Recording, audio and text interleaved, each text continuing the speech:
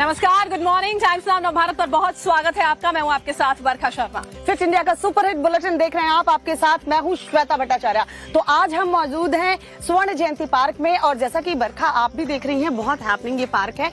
यहाँ कई लोग सुबह सुबह देखे आए हैं और बरखा बहुत एक्साइटेड है देखकर ना। बिल्कुल, यहाँ पर देखिए तस्वीरें जो हैं वो यहाँ पर देखने को मिल रही हैं कि लोग इतनी ज्यादा संख्या में पहुंचे हैं और यहाँ पर पहुंचकर देश दुनिया की जो तमाम बड़ी खबरें हैं वो हम आप तक पहुंचाने वाले हैं। तो अगले एक नहीं बल्कि 2 घंटे के लिए हमारे साथ बने रहिए। हम खबरें भी आप तक पहुंचाते रहेंगे, साथ ही साथ आपको ये भी दिखाते रहेंगे कि लोग जब इतने आके पार्क में खुद अपने फिटनेस का ख्याल रख सकते हैं तो आप क्यों नहीं रख सकते। बने रहिए हमारे साथ। और चलिए बुलेटिन की शुरुआत बड़ी खबर के साथ करते हैं। आज से 18वीं लोकसभा का पहला सत्र जो है वो शुरू होने वाला है। जाहिर सी बात है आज बहुत गहमा गहमी रहने वाली है। 10 दिनों तक ये पहला सत्र जो है वो चलेगा, जिसमें 8 बैठकें होनी है। बड़ी खबर देखिए इस वक्त की हम आपको बता रहे हैं। राष्ट्रपति भवन जाकर सबसे पहले भर्तृहरि महताब जो हैं वो शपथ लेंगे। प्रोटेम स्पीकर सुबह 11 बजे से लोकसभा सत्र की शुरुआत होगी सबसे पहले, फिर उसके बाद पीएम मोदी शपथ लेंगे बतौर सांसद शपथ। कैबिनेट में शामिल जितने भी मंत्री हैं उसके बाद उनकी तस्वीरें जो हैं वो भी सामने आएंगी।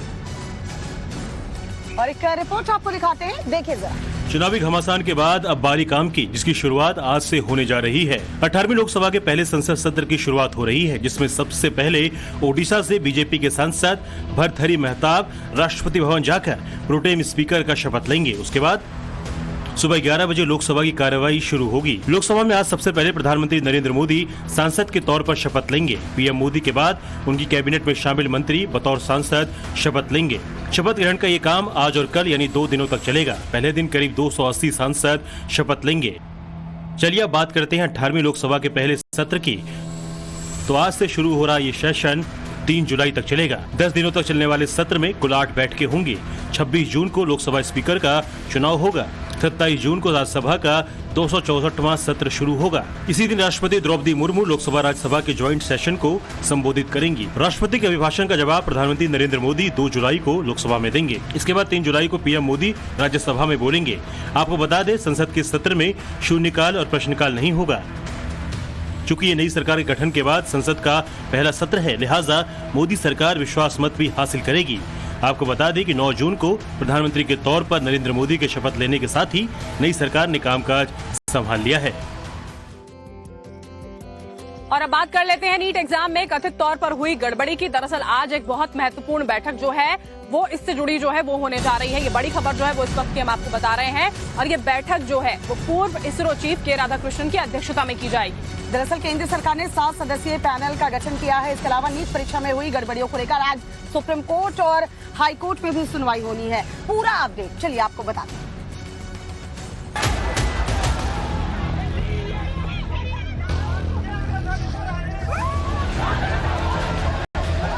नाराज छात्र सड़क पर हैं,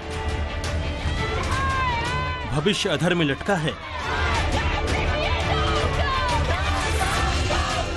सरकार इंसाफ का वादा कर रही है लेकिन भरोसा नहीं हो रहा। तभी तो ना सियासत कमजोर पड़ रही है, ना ही संग्राम रुकने का नाम ले रहा है। और इस सब के बीच आज क्या होने जा रहा है ये जान लीजिए। सबसे पहले बात मीटिंग की। परीक्षा सुधारों पर हाई लेवल पैनल की बैठक आज होगी, जिसकी अध्यक्षता पूर्व इसरो प्रमुख के राधाकृष्णन करेंगे। इस हाई लेवल मीटिंग में प्रतियोगी परीक्षा के सुधारों पर चर्चा होने की उम्मीद है। इस उच्च स्तरीय समिति को 2 महीने के भीतर अपनी रिपोर्ट सौंपनी है।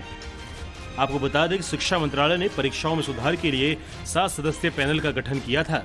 इसके अलावा नीट से जुड़ा मामले पर आज सुप्रीम कोर्ट में भी सुनवाई होनी है, जहां नीट परीक्षा 2024 को रद्द करने की याचिका पर सुनवाई होगी।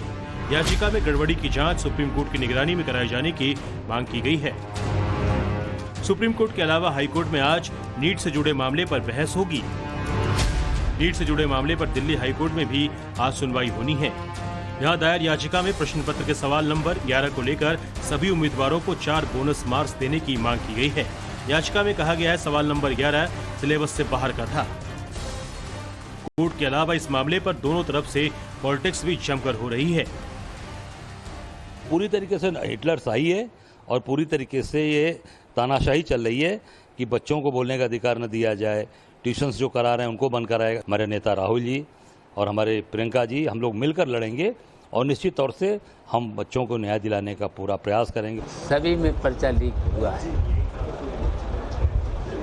तो जांच में तो बहुत देरी हो गई। ये तो जब पहले ही कोई अगर परीक्षा हुई है तो पहले जांच करा करके दंडित किया जाना चाहिए। के डीजी को हटाया गया है, एक इंक्वायरी कमेटी भी बनाई गई है इसरो के एक्स चेयरमैन के अध्यक्षता में, और इस तरीके का सरकार का माइंडसेट है कि जो भी इसके साथ जुड़ा हुआ है, जिन्होंने करप्शन किया, किसी को बख्शा नहीं जाएगा।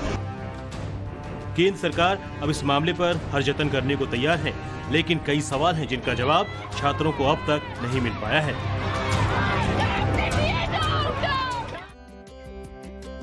और बड़ी खबर जो इस वक्त आ रही है वो आपको बता दें, यूजीसी नेट परीक्षा पेपर लीक मामले से जुड़ी हुई बिहार के नवादा जब टीम पहुंची जांच करने के लिए तो बताया जा रहा है सीबीआई की टीम पर ग्रामीणों ने हमला कर दिया। दिल्ली से आई सीबीआई टीम एक संदिग्ध के मोबाइल लोकेशन के आधार पर देखिए कसियाड़ी गांव पहुंची थी, तभी ग्रामीणों ने सीबीआई टीम को नकली समझ लिया, उसके ऊपर हमला बोल दिया और ग्रामीणों ने सीबीआई टीम के साथ मारपीट की, गाड़ियों में तोड़फोड़ की गई।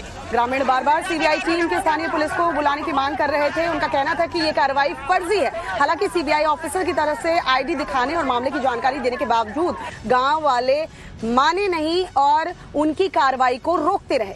आप वीडियो में यहाँ पर देख सकते हैं, सीबीआई टीम की गाड़ी को ग्रामीणों ने घेरा हुआ है। इस मामले में पुलिस ने कार्रवाई करते हुए 4 लोगों को गिरफ्तार भी किया और इस मामले पर नवादा के एसपी ने कहा कि स्थानीय पुलिस को सीबीआई की टीम ने कोई सूचना नहीं दी थी। क्या कुछ कहा उन्होंने, सुनिए। कल सीबीआई की टीम नवादा जिले में आई थी, उनके द्वारा यूजीसी एजेंसी के संबंध में जांच पड़ताल और पूछताछ की जा रही है। इस संबंध में वो रजौली में गई थी, रजौली में गए थे वो लोग और वहाँ पर किसी घर में उनके द्वारा सर्च एंड सीजर ऑपरेशन किया जा रहा था। इसकी जानकारी रजौली थाने को नहीं दी गई थी। इस रेड को गुप्त रखा गया था। जब वो लोग रेड करके निकलने लगे थे तो उस समय कुछ पब्लिक ने वहाँ पर उससे क्वेश्चन करना शुरू कर दिया था। और अब बात करते हैं कांग्रेसी सांसद शशि थरूर की, जिनके एक पोस्ट पर बवाल भड़क गया है। दरअसल नीट पेपर लीक मामले में उन्होंने तंज कसने की कोशिश की, लेकिन भारतीय जनता पार्टी इससे भड़क गई। दरअसल शशि थरूर ने अपने सोशल मीडिया अकाउंट पर उत्तर प्रदेश को लेकर एक मीम पोस्ट किया है।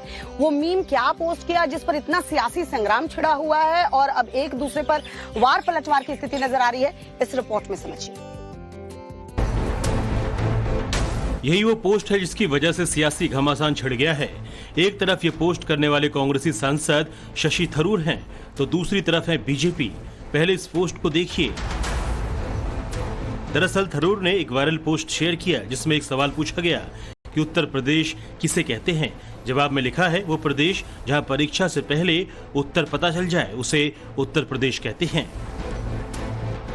दरअसल पेपर लीक मामले में कांग्रेस सांसद और पूर्व केंद्रीय मंत्री शशि थरूर ने यूपी पर तंज कसते हुए ये मीम शेयर किया जो बीजेपी को नागवार गुजरी और केंद्रीय मंत्री जतिन प्रसाद ने इस पर पलटवार किया और लिखा, मुझे अपने राज्य और उनके लोगों को इस तरह की निंदनीय टिप्पणियों के साथ अपमानित करने में हास्य नहीं दिखता।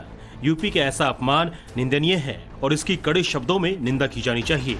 तो वहीं केंद्रीय मंत्री हरदीप सिंह पुरी ने भी थरूर पर निशाना साधा और लिखा, सच में शशि थरूर, क्या आप इस चर्चा को इसी स्तर पर ले जाना चाहते हैं? उत्तर प्रदेश न केवल हमारी सभ्यता में अपने योगदान के लिए जाना जाता है, बल्कि इसने असंख्य साहित्यिक दिग्गज, राजनीतिक दिग्गज और उपलब्धियां भी पैदा की है।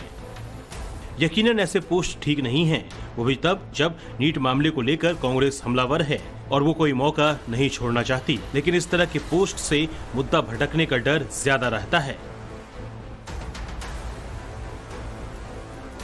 खबर है जहां कुछ दिनों से लगातार भारी बारिश हो रही है, तमाम नदी नाले उफान पर हैं और कुदरत के कहर से कई गांवों का बताया जा रहा है कि जिले से संपर्क टूट चुका है। और इसी बीच में देखिए, लोगों की मदद के लिए सेना के जवान जो हैं वो देवदूत बनकर सामने आ रहे हैं। पिछले 48 घंटों में किस तरह से एक नया कीर्तिमान सेना के जवानों ने रच दिया है, देखिए इस रिपोर्ट में।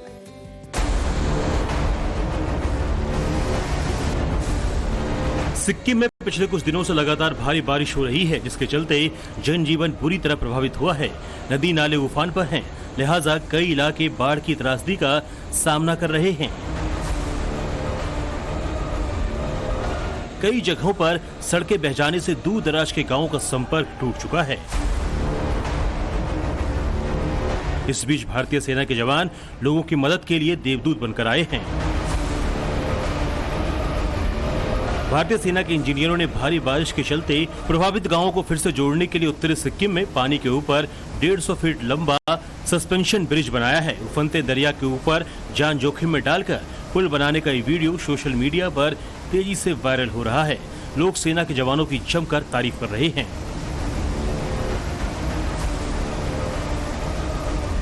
एक छोर पर सेना के कुछ जवान केवल संभाल रहे हैं, वहीं दूसरी तरफ 2 से 3 जवान पुल बनाने में जुटे हुए हैं। नीचे बह रहा दरिया बाढ़ और बारिश के बाद रौद्र रूप दिखा रहा है, लेकिन सेना के जवानों का हौसला टस से मस नहीं हो रहा। चुनौतीपूर्ण हालातों में काम करते हुए सेना के इंजीनियरों ने 20 नॉट से ज्यादा की गति से बह रहे पानी के ऊपर 48 घंटे से भी कम समय में 150 फीट लंबा सस्पेंशन ब्रिज बनाकर लोगों को हैरान कर दिया। आपको बता दें, पुल का निर्माण त्रिशक्ति कोर के इंजीनियरों ने किया है। इस पुल की मदद से उन इलाकों का संपर्क फिर से स्थापित होगा जहां मौसम के मार के चलते संपर्क टूट चुका था। इससे लोगों को आवाजाही और स्थानीय लोगों को राहत सामग्री उपलब्ध कराने में मदद मिलेगी।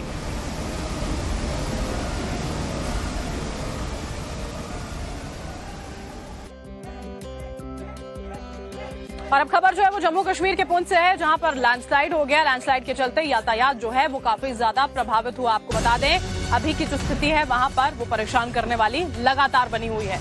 पुंछ के डीकेजी मार्ग पर मलबा जो है वो हटाया जा रहा है। पत्थर और मलबा सड़क पर आकर इकट्ठा हो गए हैं और सड़क पर यातायात बाधित है। फिलहाल देखिए, आप तस्वीरों में देख पाएंगे भूस्खलन के बाद की स्थिति क्या है। लैंडस्लाइड के चलते यहाँ यातायात बुरी तरह से प्रभावित है। पुंछ के डीकेजी मार्ग की ये तस्वीर आपको दिखा रहे हैं। मलबा हटाने का काम जारी है। लगातार कोशिशें यहाँ पर की जा रही हैं, जल्द से जल्द इस मलबे को हटाया जाए। जम्मू कश्मीर के पुंछ में भूस्खलन हुआ है। लैंडस्लाइड के चलते किस तरह से यातायात बाधित हुआ है, उसको सुचारू रूप से दोबारा चलाया जा सके, इसके प्रयास लगातार जारी। पुंछ की तस्वीरें दिखाएं। चलिए अब अरुणाचल प्रदेश के ईटानगर की भी तस्वीरें आपको दिखाएंगे, जहां बताया जा रहा है कि बादल फटा है और बादल फटने के बाद वहां स्थिति क्या है आप तस्वीरों के माध्यम से समझ पाएंगे। घरों में, दुकान में बाढ़ का पानी जो है वो घुस आया है। वाहन जो है वो पानी में बहते हुए नजर आ रहे हैं। अरुणाचल प्रदेश के ईटानगर में तबाही का मंजर जो है वो देखने को मिल रहा है। बादल फटा, इसके बाद बाढ़ जैसे हालात। बादल फटने की वजह से कई जगहों पर भूस्खलन हो गया। पानी ही पानी हर जगह नजर आता है। अचानक बादल फटने की वजह से लोगों को काफी ज्यादा नुकसान उठाना पड़ा है। ये 2 तस्वीरें इस वक्त हम आपको टीवी स्क्रीन पर दिखा रहे हैं। इन 2 तस्वीरों को देखकर आप समझ पाएंगे कि अरुणाचल प्रदेश के ईटानगर में फिलहाल स्थिति क्या है। तस्वीरों के माध्यम से हम आपको समझा रहे हैं। बादल फटने के बाद दरअसल अचानक से बाढ़ आ गई और बाढ़ के बाद वहां बताया जा रहा हालात बेहद ही खराब हो गए। और अब खबर जम्मू कश्मीर के त्रिकुटा नगर से है, जहां पर एक कबाड़ खाने में भीषण आग लग गई, जिसके बाद अफरा तफरी का माहौल था। वहां पर हालात क्या हैं और अभी अपडेट क्या है, सब कुछ आपको दिखाते हैं इस रिपोर्ट में। जम्मू कश्मीर के त्रिकुटा नगर में उस वक्त हड़कंप मच गया जब खाली प्लॉट में बनी झुग्गियों और कबाड़ के गोदाम में भीषण आग लग गई। देखते ही देखते आग ने पूरे कबाड़ गोदाम को अपनी चपेट में ले लिया। पूरा गोदाम धू धू कर जलने लगा। जहां आग लगी है उसके आसपास रिहायशी इलाका है, जिसके चलते लोग दहशत में आ गए। आग की लपटें और धुएं का गुबार दूर से ही नजर आ रहा था। आग लगने के बाद मौके पर अफरा तफरी मच गई। झुग्गियों में मौजूद लोग आग की खबर लगते ही बाहर आ गए। कबाड़ के गोदाम में मौजूद लोग भी सहम गए और वक्त रहते बाहर आ गए, वरना बड़ा हादसा हो सकता था। आग लगने की सूचना मिलने पर दमकल की गाड़ियां मौके पर पहुंची, लेकिन आग पर काबू पाना इतना आसान नहीं था, क्योंकि आग बड़े इलाके में फैल चुकी थी। घंटों की मशक्कत के बाद आग को बुझाया जा सका। कबाड़ी की दुकान है सर यहाँ पे। अच्छा, यहाँ कबाड़ी की? हाँ, यहाँ पे कबाड़ी की दुकान है और उन्हीं से मेरी बात हुई है। बोल रहे कि पीछे आग लगी थी झुग्गियों में, यहाँ पे बांग्लादेश वगैरह रहते हैं। हाँ। आग कैसे लगी, कितना नुकसान हुआ है, इसकी जानकारी अभी तक सामने नहीं आ सकी है। घटना में किसी के हताहत होने की खबर नहीं है। यहाँ पर एक हेलीकॉप्टर वाहन का चालान काटा गया। अब आप सोच रहे होंगे कि हेलीकॉप्टर वाहन क्या होता है, तो चलिए आपको बताते हैं हेलीकॉप्टर वाहन होता क्या है, चालान कटा क्यों और कितना चालान कटा, इस रिपोर्ट में। यूपी के देवरिया में ट्रैफिक पुलिस ने एक वाहन का 18,000 का चालान काट दिया। ये खबर सुर्खियों में है। सोशल मीडिया पर इस खबर की खूब चर्चा हो रही है। अब इस वाहन को देखिए। यकीनन आप सोच रहे होंगे कि ये कैसी गाड़ी है, ऊपर से हेलीकॉप्टर, नीचे से कार। इसे क्या कहें, हेलीकॉप्टर या कार या फिर हेलीकॉप्टर कार? दरअसल कार के मालिक ने अपनी गाड़ी को इस तरह से मॉडिफाई करवाया कि कार बाहर से देखने पर हेलीकॉप्टर जैसी लगे। ऊपर हेलीकॉप्टर जैसे पंखे भी लगे हैं। पिछला हिस्सा देखिए, आपको लगेगा हेलीकॉप्टर ही तो है। हेलीकॉप्टर वाहन में एक परिवार बैठा था। ड्राइवर ने गाड़ी सुभाष चौक पर खड़ी कर दी, जिसके बाद गाड़ी को देखने वालों की भीड़ लग गई। लोग सेल्फी लेने लगे। चौक पर जाम लग गया। फिर क्या था, जाम की सूचना मिलते ही ट्रैफिक पुलिस मौके पर पहुंच गई। पुलिस ने जब नजारा देखा तो वो भी दंग रह गए। तुरंत नियमों का उल्लंघन करने के मामले में इस हेलीकॉप्टर का 18,000 रुपए का चालान काट दिया।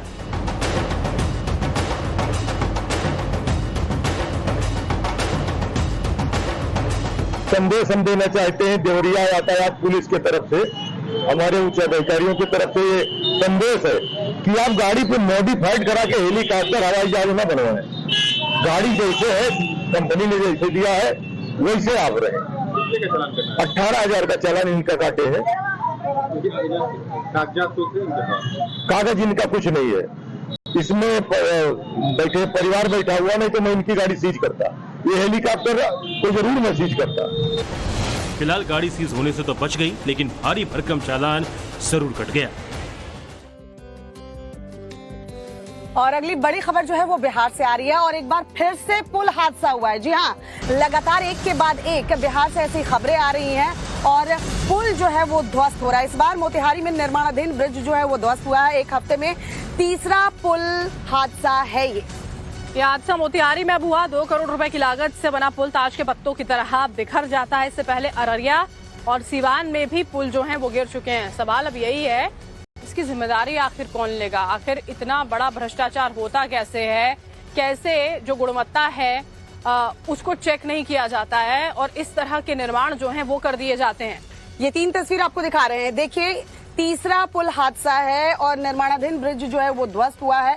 एक हफ्ते में ये तीसरा पुल धराशायी हुआ है। जाहिर सी बात है, सरकार से सवाल पूछे जाएंगे, सरकार को जवाब देने होंगे। इस बार यह हादसा मोतिहारी में हुआ। यहाँ 2 करोड़ रुपए की लागत से बन रहा पुल ताश की पत्तों की तरह कैसे बिखर गया, आप तस्वीरों में देख पाएंगे। इससे पहले भी अररिया और सीवान में पुल जो है वो गिर चुके हैं। अब इसके लिए जिम्मेदार कौन है? जिम्मेदारी उनकी तय होनी चाहिए। सरकार को सामने आकर जवाब देना चाहिए।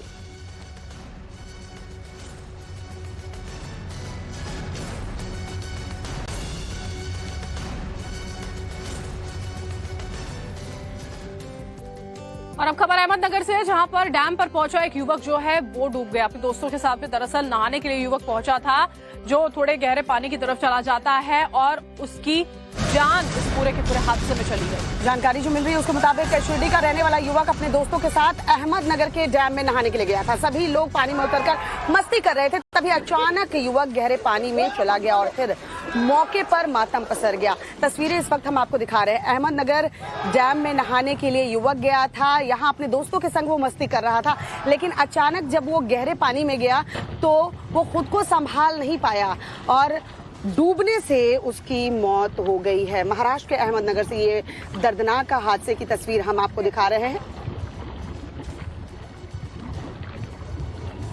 अहमदनगर में दर्दनाक हादसा हुआ है। शिरडी का रहने वाला युवक अपने दोस्तों के साथ वहां पर पहुंचा और उसके बाद जब नहाने लगा तो गहराई का अंदाजा नहीं हुआ और ऐसी जगह पर पहुंचा, खुद को संभाल नहीं पाया और उसकी जान चली गई। और चलिए बात मध्य प्रदेश की करते हैं, जहां पर एक संत का आश्रम बताया जा रहा अखाड़े में तब्दील हो गया। बाबा और पूर्व विधायक आपस में झड़प हुई उनके और हालात मारपीट तक पहुंच गए। दरअसल देखिए, बताया गया लड़ाई जो है खदान को लेकर शुरू हुई थी, जिसका बाबा ने विरोध किया तो पूर्व विधायक इस बात पर बातचीत करने के लिए आश्रम पहुंचे थे। बातचीत जब हो रही थी तो कैसे कहा सुनी में और लड़ाई में तब्दील हो गया पूरा मामला। देखिए,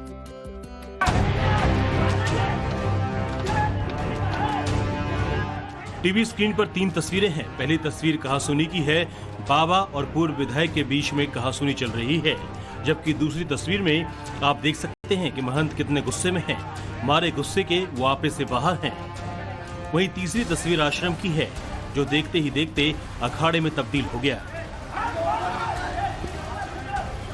वीडियो में देखा जा सकता है कि बातचीत हो रही इसी दौरान महंत को गुस्सा आता है और वो डंडा उठा के पूर्व विधायक आलोक चतुर्वेदी पर हमले का प्रयास करते हैं। इतने में वहां पर मौजूद लोग दोनों पक्षों को शांत कराने लगते हैं। हम तो उनके साथ में बात करने गए थे, ना कि उनसे विवाद करने गए थे। विवाद उन्होंने स्वयं वहां पे इस तरह का माहौल बनाया कि विवाद की स्थिति बने। जब विवाद की स्थिति बनाने की कोशिश की और ये समझ में आ गया, मैं वहां से निकल आया, चला आया कि ये जानबूझ के यहाँ विवाद को करना चाहते हैं, ये उचित नहीं है। दरअसल ये पूरी लड़ाई खदान को लेकर है। केंद्र और सरकार द्वारा टीकमगढ़ जिले के बेगूद गांव में मिनरल्स की खदान को मंजूरी मिली है, जहां पर डिमार्केशन का काम चल रहा था। इसी बीच धरजई आश्रम के महंत 3-4 गाड़ियों में अपने सहयोगियों को लेकर खदान पर पहुंचे और वहां तोड़फोड़ शुरू कर दी। सुनिए क्या कहना है बाबा का। सनातन धर्म का अपमान है, लोकतंत्र का अपमान है। क्या लोकतंत्र में हम अपने जल जंगल जमीन बचाने के लिए हम प्रयास नहीं कर सकते हैं? हमारा अधिकार नहीं है? गांव के लोग नहीं होते, मुझे बचाते नहीं तो आज पालघर की तरह आज मेरा मर्डर हो जाता। बंदूक लेकर के आए थे लोग, बंदूक कारतूस भर रहे थे, तब तक गांव के लोग पहुंच गए, नहीं तो मार देते मुझे। फिलहाल खदान के खिलाफ अब संत सीताराम दास धरने पर बैठे हैं और इंसाफ की मांग कर रहे हैं।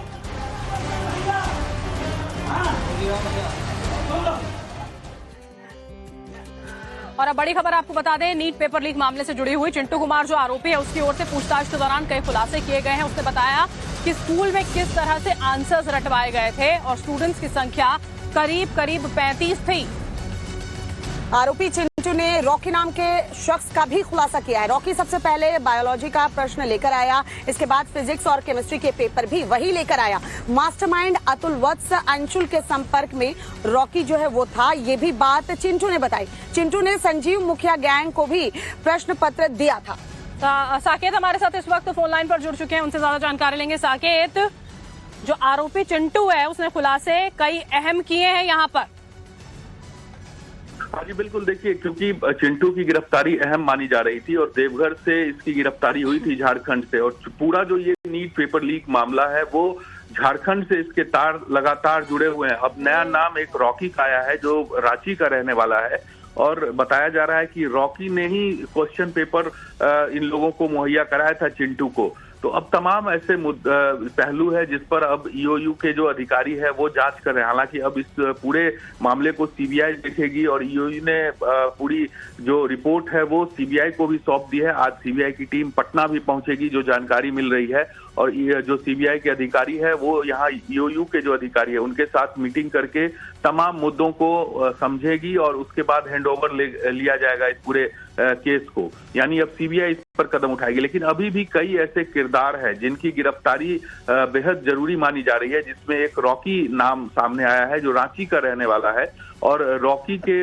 गिरफ्तारी के लिए पूछताछ में साकेत कह सकते हैं कई ऐसे किरदारों का खुलासा भी हो गया। रॉकी जिसका नाम आप ले रहे हैं उस तक जब पहुंचेगी टीम तो उससे भी पूछताछ में कई और खुलासे होंगे। जाहिर सी बात है इतना बड़ा पेपर लीक और कोई एक व्यक्ति इसको ऑपरेट नहीं कर रहा होगा, ये लोग कई इन्वॉल्व रहे हैं और अलग अलग राज्यों का कनेक्शन भी सामने आ रहा है। और आने वाले दिनों में क्या खुलासे होंगे वो भी हम टाइम्स नाउ नवभारत पर आपको बताएंगे। चलिए बढ़ते हैं आगे, 2 मिनट में आपको भंडार से जुड़ी हुई आ रही है। 8 जुलाई को बताया जा रहा है कि रत्न भंडार जो है वो खोला जाएगा। निरीक्षण के लिए दरअसल ये रत्न भंडार खोला जाना है।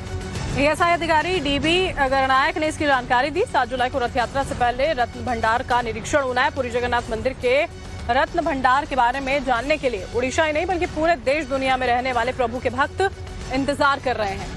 पुरी जगन्नाथ मंदिर के रत्न भंडार के बारे में सभी जानना चाहते हैं। देखिए ये 3 तस्वीर हम आपको दिखा रहे हैं। पूरे देश दुनिया में रहने वाले प्रभु के भक्त इंतजार कर रहे हैं कि रत्न भंडार जब निरीक्षण के लिए खोला जाना है तो उसको लेकर क्या जानकारी मिलती है। आगामी रथ यात्रा के समय रत्न भंडार जो है वो खोला जाएगा। ये बात पहले कई बार कही जा चुकी है और अब एक बार फिर से एएसआई अधिकारी डीबी गणनायक ने इस बात की जानकारी दी है। कोर कमेटी और तकनीकी कमेटी के सदस्य की मौजूदगी में रत्न भंडार जो है वो खोला जाना है।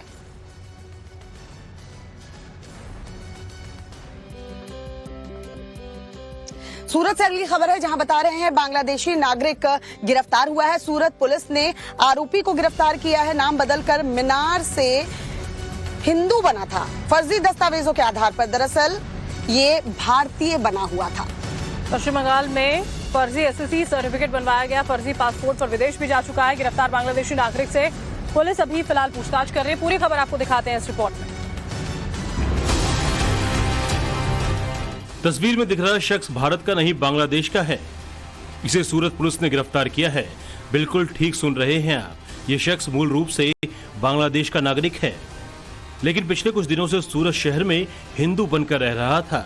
इतना ही नहीं, इस शख्स ने खुद को हिंदू बताने के लिए कई दस्तावेज भी तैयार किए थे, जिसमें आधार कार्ड से लेकर पैन कार्ड तक शामिल है। इन दस्तावेजों को इसने इसलिए तैयार किया ताकि लोगों को इस पर शक न हो कि ये भारतीय नहीं है। गिरफ्तारी के बाद सूरत पुलिस इस बांग्लादेशी नागरिक से पूछताछ कर रही है। पुलिस के मुताबिक बरामद हुए सभी दस्तावेज उसके हिंदू होने की पुष्टि करते हैं, लेकिन पूछताछ में सामने आया कि वो हिंदू नहीं बल्कि मुस्लिम है और मूल रूप से बांग्लादेश का नागरिक है। सूरत पुलिस जानकारी के मुताबिक आरोपी का नाम मिनार है और उसने पश्चिम बंगाल के हिमायत सरदार के स्कूल का SLC बनवाया, फिर इसी SLC के आधार पर पैन कार्ड और पासपोर्ट भी बनवाया। आरोपी ने पश्चिम बंगाल के दस्तावेज से बने पासपोर्ट से विदेश यात्रा भी की। अब ऐसे में सवाल उठना लाजमी है कि जब गिरफ्त में आया शख्स मूल रूप से बांग्लादेशी है तो हिंदुस्तान में क्या कर रहा था? आखिर वो किस मकसद से बांग्लादेश की सरजमी छोड़ हिंदुस्तान में दाखिल हुआ?